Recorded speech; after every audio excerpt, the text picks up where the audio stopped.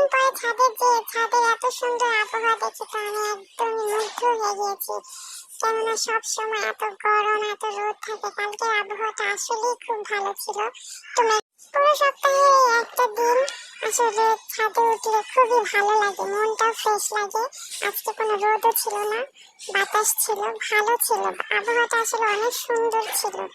আমাদের খুবই ভালো লাগছে। একটা ছোট ভাঙা আয়না ছিল, আমি চিন্তা করলাম একটু ভিডিও করি। এই যে একটু ভিডিও করছি। অনেকক্ষণ ছাদে বসে থাকার পরে চিন্তা করলাম যে কি করব। পরে আবার চিন্তা করলাম যে তাহলে আমি একটা ফুচকা পার্টি করি। আমাদের নিচে এক আঙ্কেল এই ফুচকাগুলো বিক্রি করে। এগুলোর পার পিস হলো 1 টাকা করে, কিন্তু ফুচকাগুলো দারুণ, একদম ঝাল দিয়ে খুব মজাদার একটা ফুচকা তৈরি হয়েছে। আমরা দোকানে থেকে এত দাম দিয়ে ফুচকা কিনে যেটা স্বাদ পাই না, সেটাই 1 টাকা পিস। অনেক মজা ছিল, একটু পরে স্টেশন দেখতে পারবেন আসলে ফুচকাগুলো কতই মজা ছিল।